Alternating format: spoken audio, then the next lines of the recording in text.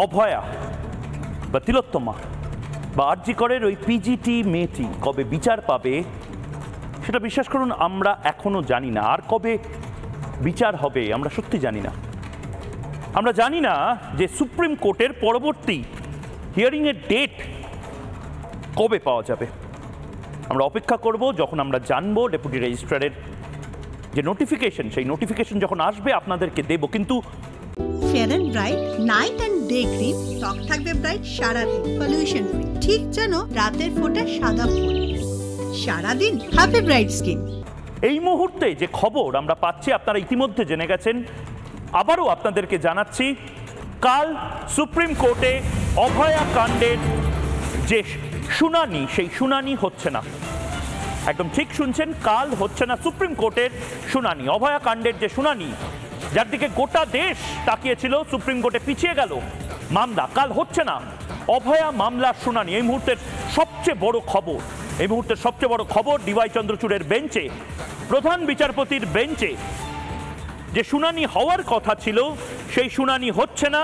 এই মুহূর্তে শুনানি পিছিয়ে গেল। এই মুহূর্তের সবচেয়ে বড় খবর, কাল যে শুনানি হওয়ার কথা ছিল, যে শুনানিতে সিবিআই কি রিপোর্ট দিচ্ছে, যে শুনানিতে আমরা জানতে পেতাম যে আসলে কতটা এগিয়েছে সিবিআই, আমরা জানতে পারতাম কলকাতা পুলিশের ব্যর্থতাগুলো, আমরা জানতে পারতাম যে আশার আলোটা ঠিক কতটা দূরে।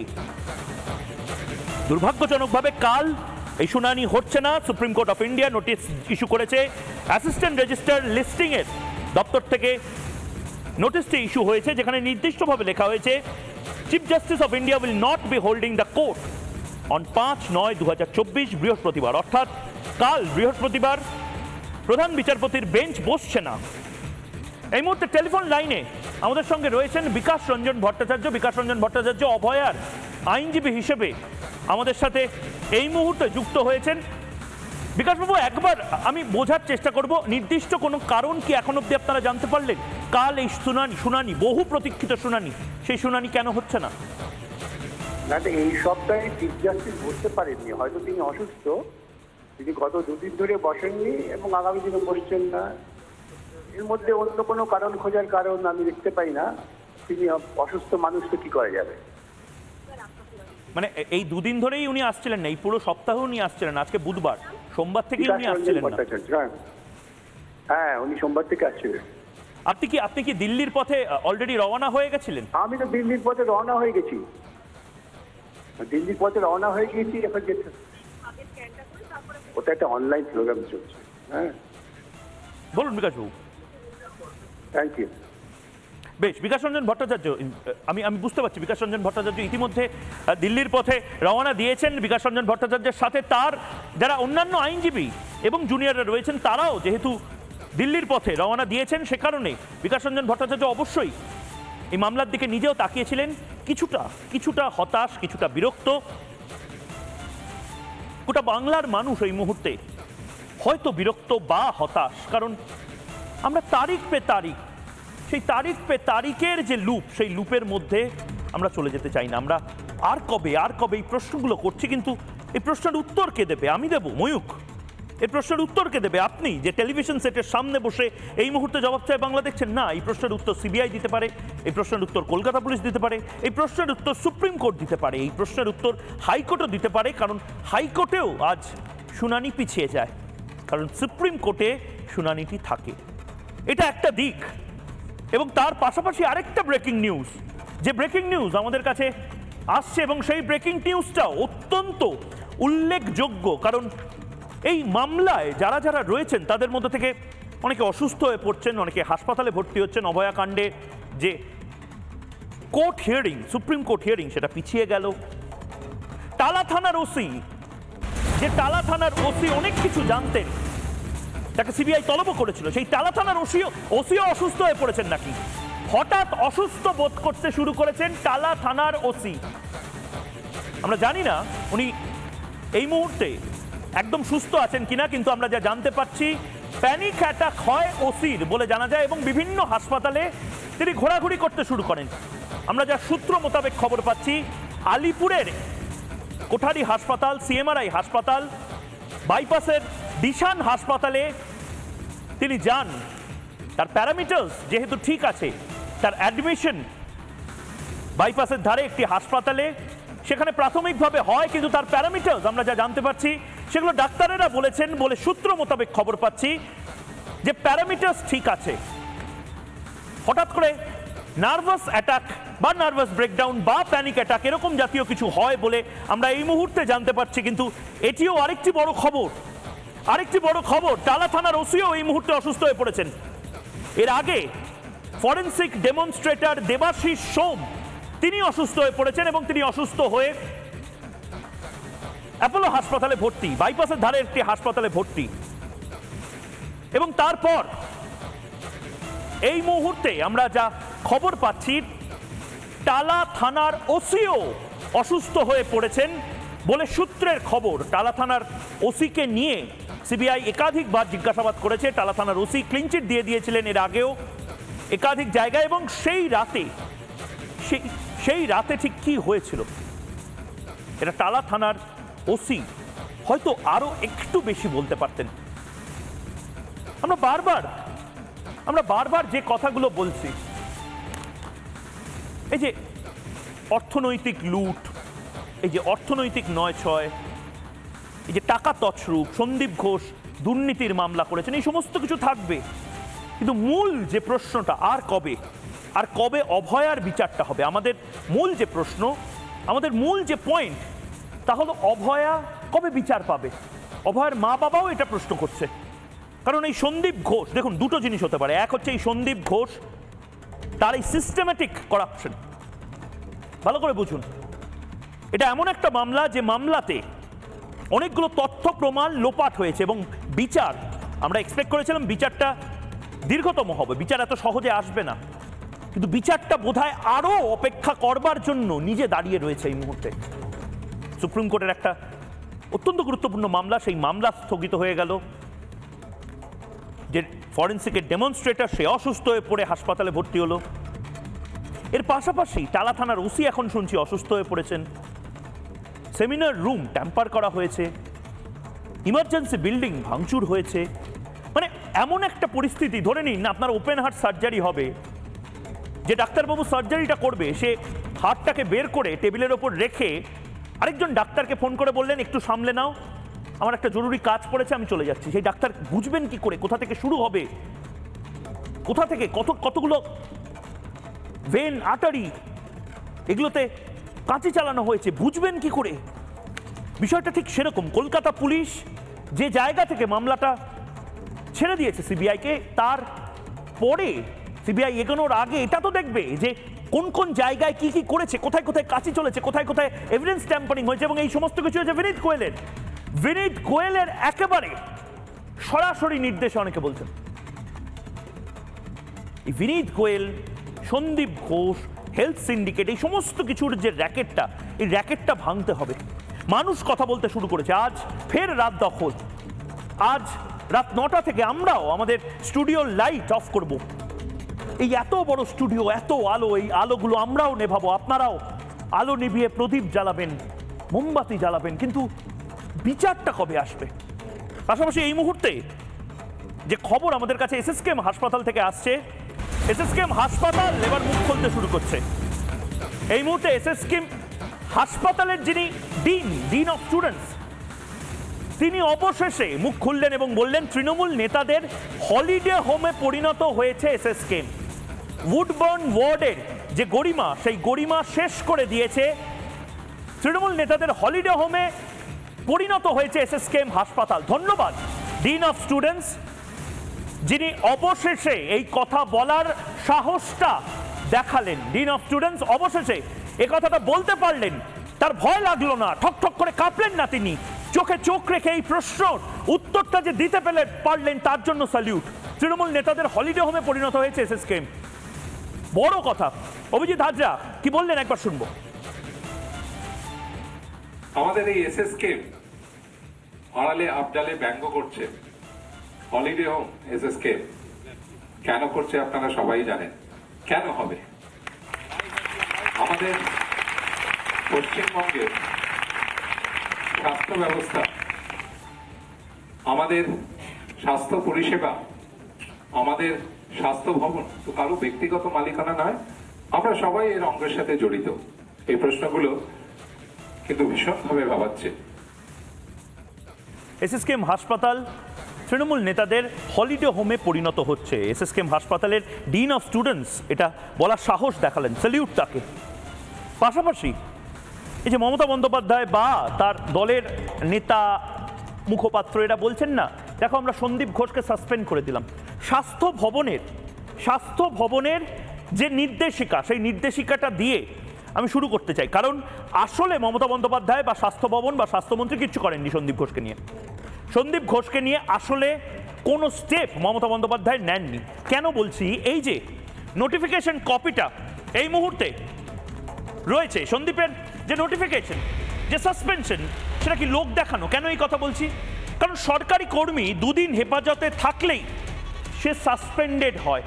অর্থাৎ মমতা বন্দ্যোপাধ্যায় নিজে থেকে এমন কোনো কাজ করেননি, বা স্বাস্থ্যমন্ত্রী মমতা বন্দ্যোপাধ্যায় এমন কোনো কাজ করেননি, শ্যামাপদ দাস বা যাদের দিকে অভিযোগের আঙুল উঠছে তারা এমন কোনো কাজ করেননি, এই সন্দীপ ঘোষকে তারা বের করেননি। ভালো করে বুঝে রাখুন এটা, যারা বোঝাতে আসবে দেখো স্বাস্থ্যমন্ত্রী সন্দীপ ঘোষকে সরিয়ে দিল, না, স্বাস্থ্যমন্ত্রী সরায়নি। এটাকে বলা হয় ন্যাচারাল সাসপেনশন। অর্থাৎ পুলিশ বা জেল হেফাজতে থাকলেই সেই সরকারি কর্মী সাসপেন্ড হয়। অর্থাৎ ক্লার্ক হন, গেজেটেড এ অফিসার হন বা আইএস অফিসার, সে সাসপেন্ড হবে। এর পাশাপাশি 48 ঘন্টা যদি হেফাজতে থাকেন তাহলেই সাসপেন্ড হবে। স্বাভাবিক নিয়মেই সাসপেন্ড সরকারি কর্মী এই সন্দীপ ঘোষ। মমতা বন্দ্যোপাধ্যায় সন্দীপ ঘোষকে সাসপেন্ড করারও সাহস পায়নি যতক্ষণ না সিবিআই গ্রেপ্তার করছিল।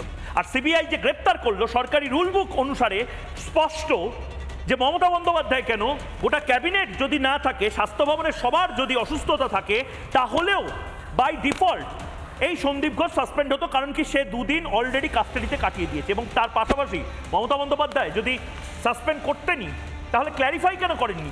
একে কোথা থেকে সাসপেন্ড করলেন?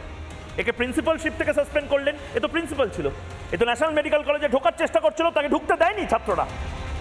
তাকে প্রিন্সিপালশিপ থেকে সাসপেন্ড করলেন, তাকে প্রফেসরশিপ থেকে সাসপেন্ড করলেন, তাকে সরকারি চাকরি থেকে সাসপেন্ড করলেন, তাকে গেজেটে এ অফিসার হিসেবে সাসপেন্ড করলেন। কিসে সাসপেন্ড করলেন, কেন করলেন? লোক দেখানো। আজ তার জবাব বাংলার মানুষ। আমি বলছি না, পদে পদে প্রমাণ লোপাট হয়েছে, পদে এভিডেন্স ট্যাম্পারিং হয়েছে, পদে খুব শক্তিশালী কিছু স্কিল্ড প্রফেশনাল ভার্সেস লেম্যানের লড়াই এটা। অর্থাৎ আমরা যারা ফরেন্সিক জানি না, যারা এই রুল বুক সম্বন্ধে অবগত নয়, তাদেরকে যতটা দেখাতে চাইছে সিস্টেম, ততটা শুধু দেখাচ্ছে। আর আমরা হাতড়ে বেড়াচ্ছি, বিচার কবে পাবো। আমি আবারও বলছি, সেই ব্যাকগ্রাউন্ড আমার পেছনে থাক, কবে বিচার হবে, এই প্রশ্নটা করছি আমি। আমার সাথে আজকে অতিথিরা থাকবেন এবং খুব গুরুত্বপূর্ণ 4টে বিষয়, 4টে অসঙ্গতি যেটা খটকা লাগছে, সেই খটকা লাগছে যা জিনিস, তাই নিয়ে আজকে কাটাছেড়া করব। কিন্তু প্রথমেই আপনাদের জানিয়ে রাখি, সিবিআই এর জন্য এই কেস সলভ করা কেন সময় সাপেক্ষ হবে। দেখুন, প্রতিদিন ডিলে হচ্ছে, প্রতিদিন আমরা স্লোগান তুলছি, আজ রাতেও আমরা মোমবাতি মিছিল করব, সব করব, কিন্তু কেন আমি বারবার বলছি, ঠান্ডা মাথায় বুঝুন। সায়েন্স একটা কথা আছে না, কাইনেটিক এনার্জি, সেই কাইনেটিক এনার্জিটাকে সংরক্ষণ করুন। কারণ এই লড়াই কিন্তু দীর্ঘ, অসুস্থ হলে চলবে না, ধৈর্য হারালে চলবে না, ক্লান্ত হয়ে গেলে চলবে না, কারণ এই লড়াইটা দীর্ঘ। এবং কেন আমি এই মুহূর্তে সিবিআই এর পক্ষেও এই মামলাটা লেন্দি একটা এক্সারসাইজ। এক হচ্ছে 4টে জিনিস আমি দেখাবো। এক হচ্ছে তথ্য প্রমাণ লোপাট, এটা হয়েছে, তার একাধিক প্রমাণ এই মুহূর্তে রয়েছে, পুলিশের একাধিক গাফিলতি রয়েছে। 3 নম্বরে ময়নাতদন্তে অসঙ্গতি রয়েছে, এবং 4 নম্বরে সংরক্ষণ না করে দেহ সৎকার করা হয়েছে। এই যে লড়াইটা আমরা যদি প্রমাণও করি যে ফরেন্সিকের অনেকগুলো অসঙ্গতি রয়েছে, এভিডেন্স ট্যাম্পার হয়েছে, আলটিমেট আমরা কি নতুন করে টেস্ট করাতে পারবো না, কারণ দেহটি সংরক্ষণই করা হয়নি। এবং সংরক্ষণ করার আগে যে স্টেপগুলো নেওয়া হয় সেগুলোও নেওয়া হয়নি বলে বিশেষজ্ঞরা বলছেন। এর পাশাপাশি 4টে রহস্য আজ আমরা এক এক করে দেখাবো। সাদা তরল রহস্য 2 নম্বর, দন্ত রহস্য 3 নম্বর এই মুহূর্তে, চশমা রহস্য এবং 4 নম্বর সই রহস্য।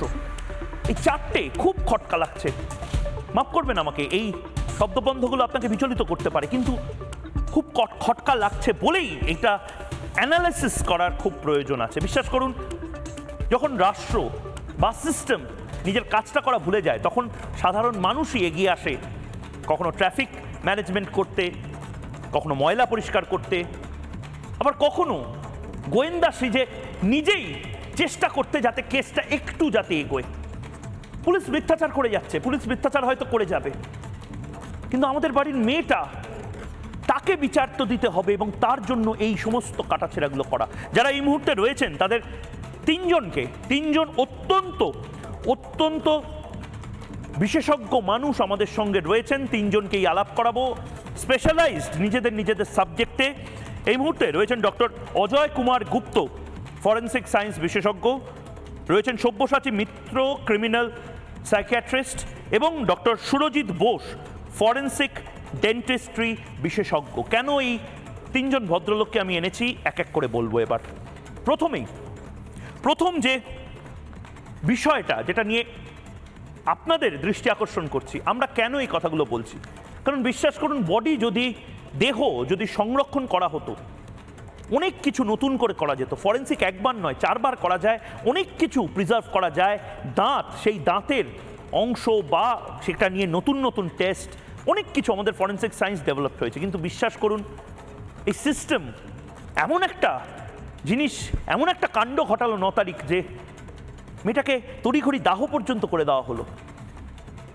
একটা ঘর, সেই ঘরটাকে ভেঙে দেওয়া হলো সেমিনার রুমের ফ্লোরে, এরপরে এমার্জেন্সি রুম ভেঙে দেওয়া হলো। আমরা জানি না, সুতোগুলো আমরা গাঁথার চেষ্টা করছি, কিন্তু প্রথমেই কেন এই পাগলামিটা করছি, কেন এই অসহায়ভাবে বারবার হাতড়ানোর চেষ্টা করছি প্রমাণ। মমতা বন্দ্যোপাধ্যায় হাঁসখালির সময় এই কথাটা বলেছিলেন, এই যুক্তিটা দিয়েছিলেন। হাঁসখালির সময় মমতা বন্দ্যোপাধ্যায়কে যখন গোটা বাংলার মানুষ চেপে ধরে বলেছিল যে মমতা বন্দ্যোপাধ্যায় আপনি অ্যাকশন নিচ্ছেন না কেন, আপনি নতুন করে তদন্ত করছেন না কেন, মমতা বন্দ্যোপাধ্যায় মনে করাবো মমতা বন্দ্যোপাধ্যায় ঠিক কি বলেছিলেন, শুনুন। বডিটাকে পুড়িয়ে দিলেন। আমি অ্যাজ এ লেম্যান বলছি, সবটা না জেনেও। এভিডেন্সটা পাবে কোত্থেকে? অ্যাকচুয়াল রেপ হয়েছে না প্রেগনেন্ট ছিল বা অন্য কোনো কারণ হয়েছে, নাকি কেউ ধরে ধরে চড় মেরেছে? মমতা বন্দ্যোপাধ্যায় বলেছিলেন এই প্রশ্নগুলো। মমতা বন্দ্যোপাধ্যায় নিজে কিন্তু বলছেন লেম্যান হিসেবে এই প্রশ্নগুলো। অবশ্যই আমরা তো ফরেন্সিক বিশেষজ্ঞ নই, আমরা তো ফরেন্সিক ডেন্টিস্ট্রি বিশেষজ্ঞ নই, আমরা তো ক্রিমিনাল সাইকিয়াট্রিস্ট নই বলেই তো আমরা অতিথি হিসেবে তাদেরকে এনেছি, এবং আমার প্রশ্নগুলো, আপনাদের প্রশ্নগুলো তাদের সামনে রাখছি। মমতা বন্দ্যোপাধ্যায় ঠিক এই কাজটাই হাঁসখালির সময় করেছেন, এবং তিনি আফসোস করেছিলেন যে বডিটাই তো পুড়িয়ে দিয়েছে, আমরা তো আলাদা আলাদা টেস্ট করতে পারতাম আরও, তাহলে অভয়ার বডি তড়ি ঘড়ি পোড়ানোর প্রয়োজনটা কি হয়েছিল? মুখ্যমন্ত্রী মমতা বন্দ্যোপাধ্যায় বিনীত গোয়েলকে তো ঠিক সেই কারণে সরিয়ে দেওয়া উচিত। জুনিয়র ডাক্তাররা ঠিক সেই কথাটাই বলছেন, এবং এর মাঝে আমরা শুনতে পেলাম সুপ্রিম কোর্টে হিয়ারিংটা কালকে হচ্ছে না। অনেক জায়গায় আমাদের পিছিয়ে আসতে হচ্ছে, আবার অনেক জায়গায় নিজের মনোবল নিয়ে আমরা এগিয়ে আসছি। প্রথম যে 4টে অংশ নিয়ে আজ, যে 4টে অসঙ্গতি নিয়ে আজ কথা বলবো, যেগুলো খটকা লাগছে, তার মধ্যে প্রথম যে অসঙ্গতি, সেই অসঙ্গতি একবার দেখে নেবো, কিন্তু তার আগে একবার ব্রেকিং নিউজ হিসেবে দেখি। অনেকগুলো অসঙ্গতির একটা, এখনো আমরা জানতে পারলাম না যৌনাঙ্গে পাওয়া সাদা তরলটি কি, ঠিক হোয়াইট ডিসচার্জ, সিমেন্ট, মিউকাস কি আসলে ঠিকভাবে হয়নি ময়নাতদন্ত। কেন এই কথাটা বিশেষজ্ঞরা বলছেন, অনেকে নাম প্রকাশে অনিচ্ছুক, তারাও অনেকে বলছেন কেন এই কথাটা, কেন এই অসঙ্গতিটা, কেন এই খটকাটা লাগছে। তার কারণ এই মুহূর্তে সংবাদপত্রে এবং সংবাদ মাধ্যমে যে জিনিসটা সামনে আসছে, ঠিকভাবে হয়নি কি ময়নাতদন্তে বেসিক কিছু জিনিস যেগুলো মেনটেন করার দরকার, এসওপি, স্ট্যান্ডার্ড অপারেটিং প্রসিডিওর, সেখানে এই রিপোর্টে কি ইচ্ছাকৃতভাবে কিছু অসঙ্গতি ছাড়া হয়েছে, যাতে করে পরবর্তীকালে অপূর্ব বিশ্বাস বা অন্যান্য যারা রয়েছেন তাদেরকে ধরলে তারা বলেন হয়তো এইটা আমাদের স্ট্যান্ডার্ড অপারেটিং প্রসিডিওর না? যৌনাঙ্গে পাওয়া সাদা চটচটে তরলটি আসলে কি? এন্ডোসার্ভাইকাল ক্যানালে মিলেছে এই তরল, কিন্তু অনেক বিশেষজ্ঞ আমাদের টেলিফোন করছেন, অনেকে এই মুহূর্তে কথা বলার জন্য বলছেন অত ভিতরে সার্ভাইকাল ক্যানেলে যেতে পারে তরল? ভালভ অফ ভাজাইনা বা যৌন নালীতে কোনো সাদা চটচটে তরল কি পাওয়া গেছিল? যারা অ্যানাটমির মানুষজন তারা বলছেন যে ভালভ অফ ভাজাইনা বা যৌন নালী, সেই যৌন নালীর থেকে আরো নিচে আরো গভীরে এন্ডোসার্ভাইকাল ক্যানালে কি করে এই তরল থাকলো? যৌন নালীতে কত তরল মিলেছে, কেন সেই উল্লেখটা নেই? এটা খুব গুরুত্বপূর্ণ, কারণ যৌনাঙ্গের যে ওজন, সেই ওজন, এটা একে গুপ্ত স্যার আমাদের সঙ্গে রয়েছেন, তিনি প্রথম থেকে বলেছেন সেই ওজন নিয়ে আসলে কনফিউশন তৈরি হয়েছিল, কারণ এটা প্রথমে লেখা নেই। তার যে ওয়েট, সেই ওয়েটটা একেবারে পোস্টমর্টম রিপোর্টের মাথার উপরে লেখা নেই, পরবর্তী নিচের অংশে লেখা আছে এন্ডোসার্ভাইকাল ক্যানাল অবধি যেতে পারে বীর্য, অর্থাৎ সিমেন্ট বা হোয়াইট ডিসচার্জ। সেটা কি এতটা গভীরে যেতে পারে? এটা খুব গুরুত্বপূর্ণ একটা অংশ, যে অংশ এবং প্রশ্ন এটা গাইনোকোলজিস্টরা করছেন, এবং তার পাশাপাশি যারা অজয় গুপ্ত বাবুর মতন বা সব্যসাচী বাবুর মতন, সুরজিৎ বাবুর মতন রয়েছেন তারা করছেন। আমি প্রথমেই অজয়বাবু আপনার কাছ থেকে এইটার বিষয়ে জানতে চাইব। আপনি এর আগেও বলেছেন, এই প্রশ্নটা তুলেছেন, এবং আজও জানতে চাইছি এই এন্ডোসার্ভাইকাল ক্যানাল অবধি এই হোয়াইট ডিসচার্জ পৌঁছানো, এটা কেন আপনারা বলছেন যে একটু হলেও অবিশ্বাস্যকর একটা ব্যাপার? কেন ভালভ অফ ভ্যাজাইনাতে কত হোয়াইট ডিসচার্জ পাওয়া গেছে সেটা এখনো প্রকাশ হচ্ছে না? অজয়বাবু বলুন স্যার। পোস্টমর্টেম রিপোর্টেতে আপনি বললেন যে এন্ডোসার্ভাইকাল ক্যানালেতে একটা সাদা চটচটে পদার্থ, লিকুইড বা ফ্লুইড পাওয়া গেছে। প্রথমে আমাদের চিন্তা করতে হবে যেটা কমন জিনিস, ভদ্রমহিলার বয়স যা এবং এটা এইখানেতে তা নর্মালি এই জিনিসটা থাকার কথা নয়, একমাত্র হচ্ছে তার উপর তিনি যে মানে তার সঙ্গে কেউ যদি সেক্সুয়াল ইন্টারকোর্স করে তাহলে এই জিনিসটা পাওয়ার সম্ভাবনাটা বেশি। এবং এই যে জিনিসটা হয়েছে সেটা একমাত্র কারণ কিন্তু হচ্ছে তার সঙ্গে সেক্সুয়াল ইন্টারকোর্স করার প্রাথমিকভাবে ইন্ডিকেশান হচ্ছে সেক্সুয়াল ইন্টারকোর্স হয়েছে তার সঙ্গে। আরও যে সমস্ত কারণগুলো সেগুলো সাধারণভাবে আমরা পাই না, যদি না তার কোনো শরীরে ওই অঞ্চলে ওই জায়গাতে এরিয়াতে যদি কোনো ইনফেকশান থাকে বা ওই যেটাকে হোয়াইট ডিসচার্জ বলা হচ্ছে বা ওই জাতীয় জিনিস হয় তবে হবে। এবং এটা একটা মানে তার কাছে হতে পারে, এবং জিনিসটা যদি তার কন্টিনিউয়াসলি এই অসুখটা থাকে তবেই একমাত্র সম্ভব। কিন্তু এখানেতে সেরকম কোনো আর কোনো এভিডেন্স ছিল না, সেই জন্যে ওখানে যেটা রয়েছে সেটা সাধারণভাবে সাধারণ চোখেতে এবং অটোমেটিক্যালি এটা ইন্ডিকেট করে যে সেমিনাল ফ্লুইড। এই সেমিনাল ফ্লুইড কিনা তার জন্য যা যা টেস্ট করার কথা সেই টেস্টগুলো করতে হবে, এবং তার জন্যে এটাকে এই জিনিসটাকে প্রিজার্ভ করতে হবে। এইখানেতে একটা ওই পোস্টমর্টম রিপোর্টেতে একটা ওজনের কথা লেখা আছে 154 গ্রাম। এই 154 গ্রামটা কি, এই জিনিসটা যারা মানে ইভেন অনেক ফরেন্সিক বিশেষজ্ঞর কাছেও যে হঠাৎ করে 154 গ্রাম জিনিসটা কি সেটা কিন্তু ভালোভাবে ব্যাখ্যা করা নেই। 154 গ্রাম ওজন একটা লিকুইড, সেটা এন্ডোসার্ভাইকাল ক্যানালে কিন্তু অতখানি আসতে পারে না। তা সেই জন্যে এই ওজনটা স্বাভাবিক কারণে, যেখানে কলামের হেডিং হচ্ছে অর্গানস অফ জেনারেশন বা এক্সটার্নাল অ্যান্ড ইন্টারনাল জেনিটালিয়া, এই কথাটা লেখা আছে 11 নম্বর কলামেতে। সেখানেতে তার মানে হচ্ছে এইটা জেনিটাল অর্গান সম্বন্ধে বলা হচ্ছে। তাহলে স্বাভাবিক কারণে প্রাথমিকভাবে এই ওজনটা হওয়া লেখাটা উচিত ছিল প্রথমে, যেমন লিখেছেন উনি লিভার, লাংস, হার্ট, এই সমস্ত ওজন লিখেছেন, তারপরে তার ব্যাখ্যা দিয়েছেন। কিন্তু এখানেতে এই ওজনটা প্রথমে লেখা কোনো কারণে, হয়তো যে কোনো কারণে হোক, কারণ যিনি লিখেছেন তিনি বা যারা তিনজনা মিলে পোস্টমর্টম হয়েছে এটা দেখা গেছে পোস্টমর্টম রিপোর্টে, অতএব তারা যেভাবে মনে করেছেন লিখেছেন। তো এই জন্যে ওই ব্যাপারটা নিয়ে বেশি যুক্তিতর্কর অবতারণা করার প্রয়োজন নেই, কেননা 154 গ্রাম ওজনটা ইন্ডিকেট করে কমনলি হচ্ছে ইউটেরাসের টোটাল ওয়েট, অর্থাৎ ভেজাইনা আপার পার্ট, তারপরে সার্ভিক্স এবং তারপরে বডি অফ দি ইউটেরাস, তারপরে ফ্যালোপিয়ান টিউব, আর সঙ্গে হচ্ছে দুদিকে দুটো ওভারি আছে মহিলাদের ক্ষেত্রে। মানে এই পুঙ্খানুপুঙ্খ জিনিসগুলো চাইলে কিন্তু 154 গ্রাম উইথ দ্য ফ্লুইড, মানে যেখানে যে ফ্লুইডটা পাওয়া গেছে সেইটা সব মিলিয়ে 154 গ্রাম ওজন পাওয়া গেছিল। এবং এর থেকে যেহেতু একটা এই ফ্লুইডটা পাওয়াটা একটা খুব ইম্পর্ট্যান্ট অবজারভেশন বা ইম্পর্ট্যান্ট পয়েন্ট, যেটাকে কনসিডার করতে হবে যে এই ভদ্রমহিলা সাবজেক্টেড টু সেক্সুয়াল ভায়োলেন্স বা সেক্সুয়াল ইন্টারকোর্স হয়েছিল কিনা।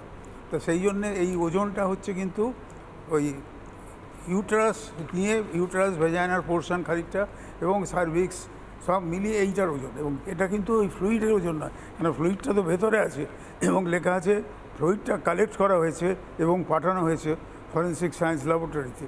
মানে অনেকগুলো অসঙ্গতির জায়গা এখানে তৈরি হচ্ছে। আমি সব্যসাচী মিত্রর কাছে আপনার এই যে অবজারভেশন সেটা একবার নেওয়ার চেষ্টা করবে এক্ষেত্রে। এই ব্যাপারটাতেই তো একদম। আচ্ছা, এখানে ব্যাপারটা হচ্ছে ময়ূক, দেখো কতগুলো ডিসক্রিপেন্সি এখানে আছে। এই যে আমরা বলছি যে এন্ডোসার্ভাইকাল ফ্লুইড, এই এন্ডোসার্ভাইকাল ফ্লুইড কিন্তু যেটা হতে পারে যে ভদ্রমহিলার যে কোনো জরায়ু থেকে একটা সিক্রিশন হয়, এবং স্যার যেটা বললেন যে একটা ইনফেকশন, যদি ক্রনিক ইনফেকশন থাকে সেখানেও হোয়াইট ডিসচার্জ হয়। সেই ডিসচার্জটা ভিসাভিস সেমিনাল ফ্লুইড, এই দুটোর কোনটা প্রমাণ করে দেওয়া is a matter of hours, কারণ এই দুটো ফ্লুইডের characteristics, biochemical characteristics are very very different, microscopic ক্যারেক্টারিস্টিক্সও আর ভেরি ডিফারেন্ট। সুতরাং যদি এই ফ্লুইডটা এন্ডোসার্ভাইকাল ফ্লুইড অত গভীরে গেল কি করে এই হোয়াইট ডিসচার্জ, মানে ভালভ অফ ভ্যাজাইনা বা যৌননালীতে কত শতাংশ ফ্লুইড রয়েছে, হোয়াইট ডিসচার্জ রয়েছে, এটার কোনো মেনশন নেই। এইরকম ভাবে মানে এটা বলা যায় না, কারণ every human being is different. ওইখানে ওই ফ্লুইডটা কালেক্ট করে যদি দেখা যায় যে তার মধ্যে সেমিনাল ফ্লুইড আছে, then penetrative sex has happened, that's number one. Number two, ওই ফ্লুইডটার মধ্যে কোনো রকম যদি সেমিনাল ফ্লুইড না থাকে, স্পার্ম না থাকে, then for all practical purposes it will be the fluid within the uterus or the cervical canal. সুতরাং এই দুটোকে টুইড আউট করা ইজ ভেরি ভেরি ইজি। এইটা টুইড আউট করতে পারলেই কিন্তু উই কাম টু আনসার তোমার প্রশ্নটা, যে whether this woman has been violated sexually or not. সুতরাং এটা is a very very important issue. এবার তোমার যে আরেকটা প্রশ্ন যেটা ছিল যে এই রিপোর্টটা অনেক রকম অসঙ্গতি দেখা যাচ্ছে, ময়ূক তুমি কল্পনা করতে পারবে না, আমি এক্স্যাক্ট রিপোর্টের কয়েকটা ওয়ার্ডিং, একটা জায়গায় লেখা আছে ইনার লিপ।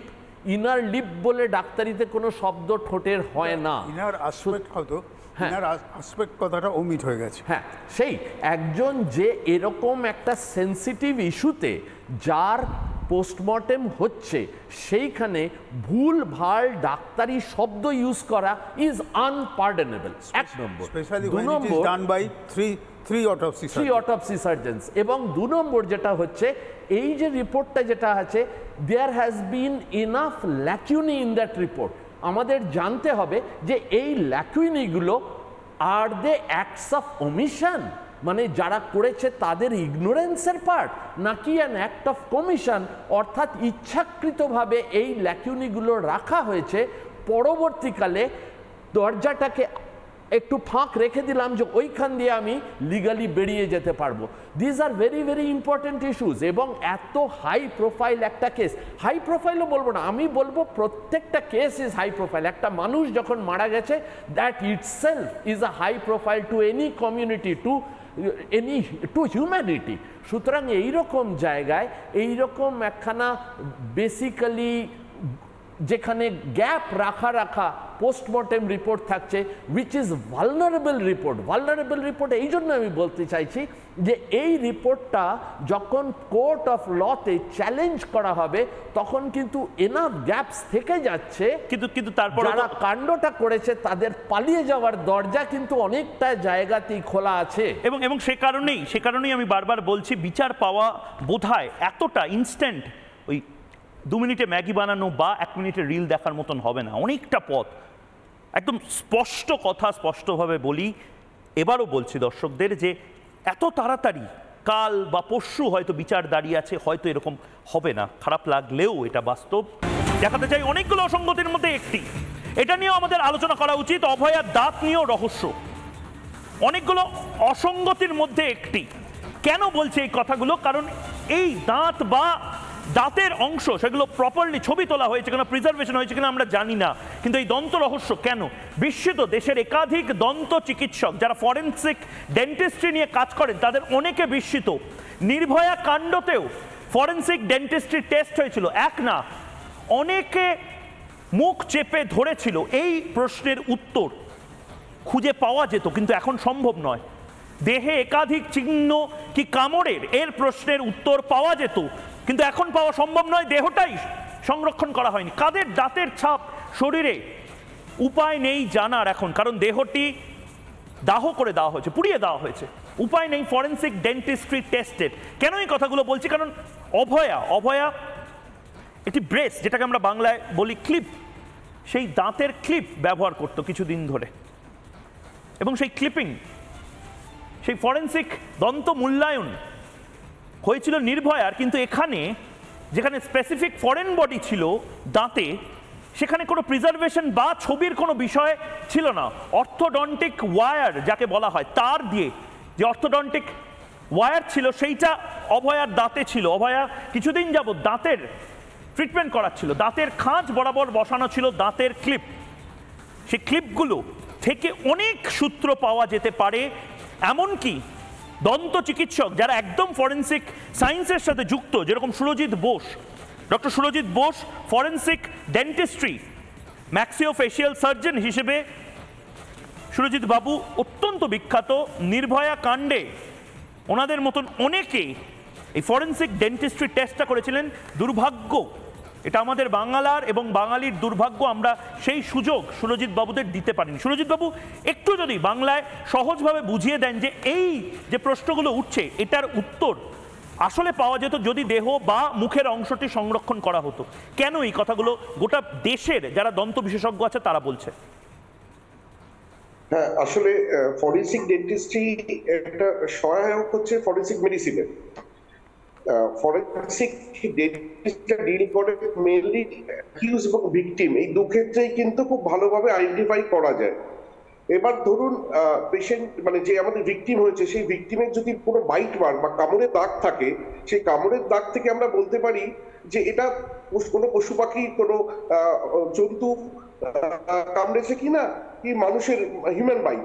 বাট হিউম্যান বাইটের সঙ্গে যদি আমরা অ্যাকিউজের বাইটের যদি ছাপ আমরা নিই এবং তার সঙ্গে যে বিভিন্ন 3D সফটওয়্যার রয়েছে, সেই সফটওয়্যারগুলোকে যদি মেলাতে পারি খুব সুন্দরভাবে, নির্ভয়া কেসে যেটা আমাদের স্যার ডক্টর আশিস আচারিয়া করেছিলেন, যে দুজন অ্যাকিউজকে আইডেন্টিফাই করা গিয়েছিল এবং 24 আওয়ার্সের মধ্যে যদি সেই বাইট মার্কের স্যালাইভা সংগ্রহ করা হয়, সেই স্যালাইভা থেকে ডিএনএ আইসোলেট করে ডিএনএ প্রোফাইল করে কিন্তু আমরা অ্যাকিউজকে খুব সহজে আইডেন্টিফাই করা যায়।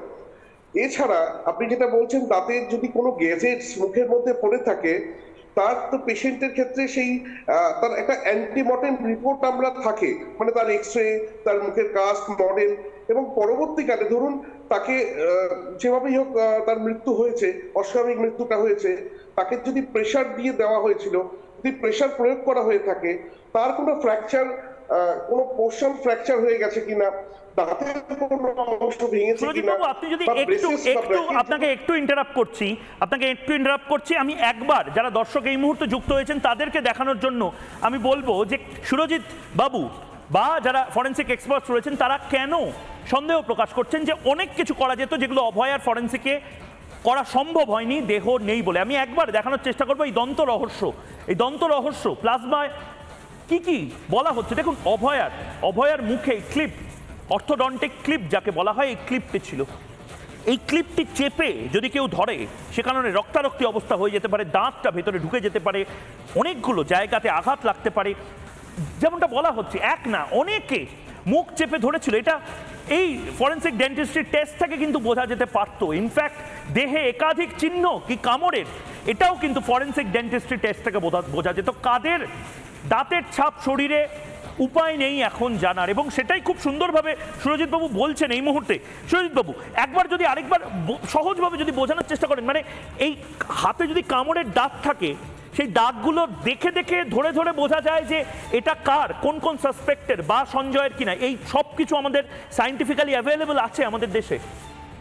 একদম একদম খুব ভালোভাবে বোঝা যায়। ধরুন ভালো একটা ফটোগ্রাফ লাগবে যে কামড়ের দাগটার, এবং তার সঙ্গে আমাদের লাগবে হচ্ছে যে অ্যাকিউজ পারসন তার মুখের ছাপ, এবং সেই ছাপটা যদি আমরা খুব ভালোভাবে প্রিজার্ভ করি, সেটাকে 3 ডাইমেনশনালি ছাপটাকে তুলে নেওয়া হয়, আমাদের যে বিভিন্ন সফটওয়্যার আছে তার মধ্যে ফেলা হয়, তার সঙ্গে মেলানো যায়।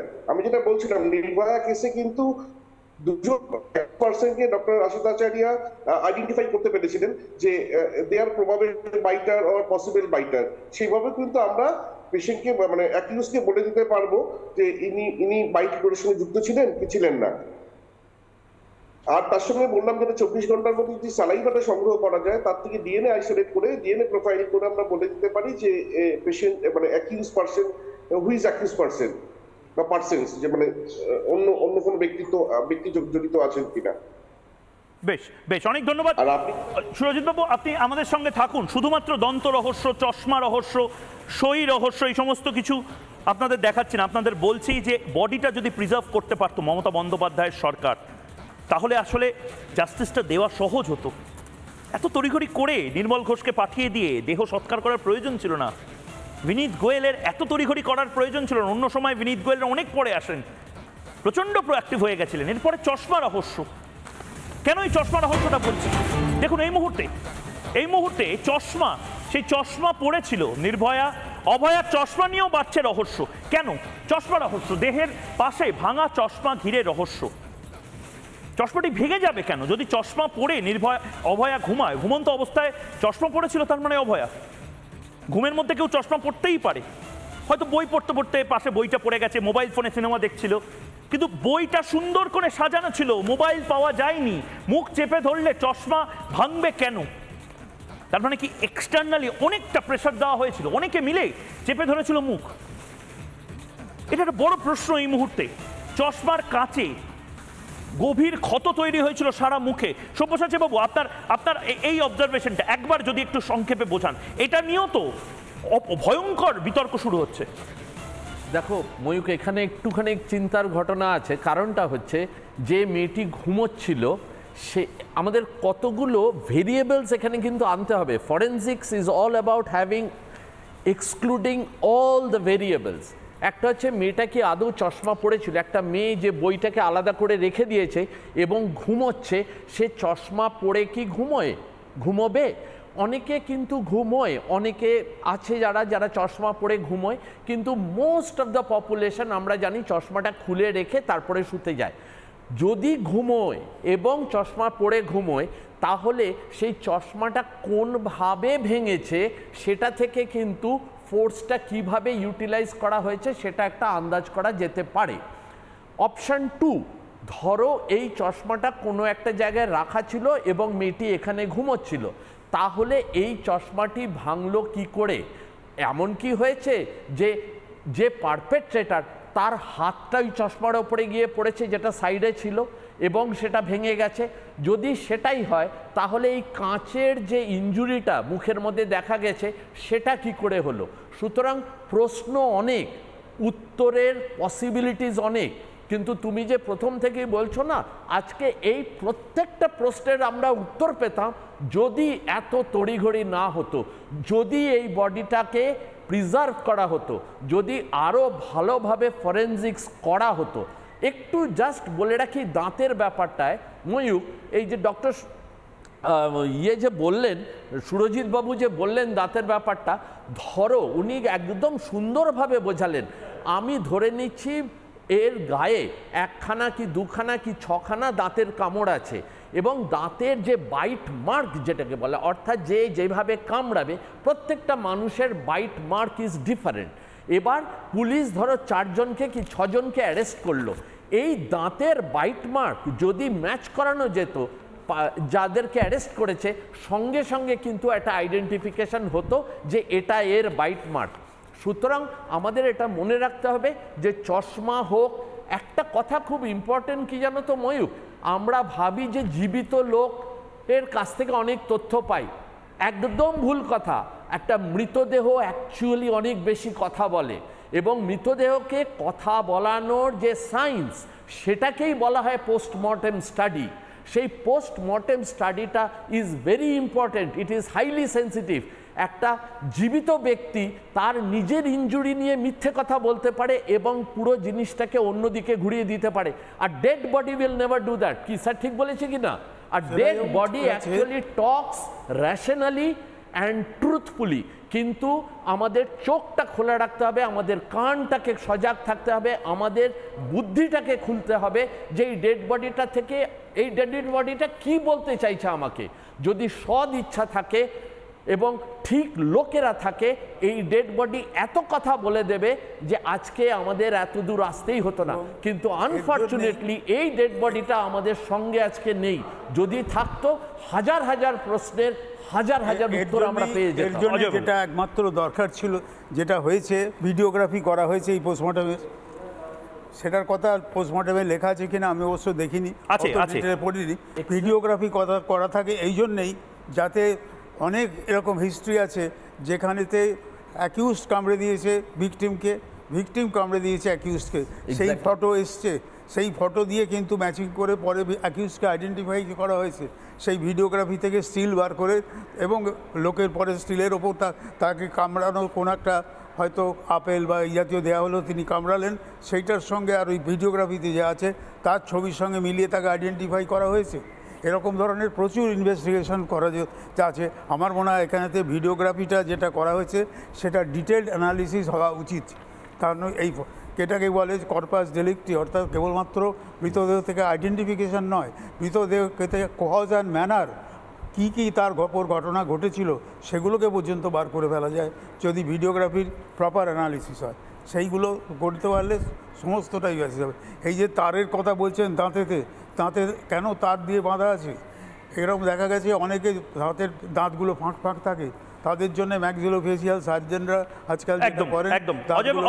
অজয়বাবু আমি আপনাকে থামাচ্ছি, তার একটাই কারণ, এই জিনিসগুলো আমাদের অনেক দিন ধরে কাটাছেড়া করতে হবে। কিন্তু আজ বোধহয় সময় এটা বার্তা দেওয়ার গোটা দেশকে না গোটা বিশ্বকে, যে আমরা আজ আমাদের যে লাইট, এই মুহূর্তে সমস্ত লাইট বন্ধ করব, কারণ এই মুহূর্তে 9টা বাজে এবং 9টা বাজতে আর কিছুক্ষণ বাকি। গোটা বাংলা আজ অন্ধকার হবে এবং অন্ধকার হয়ে জাস্টিস চাইব আমরা।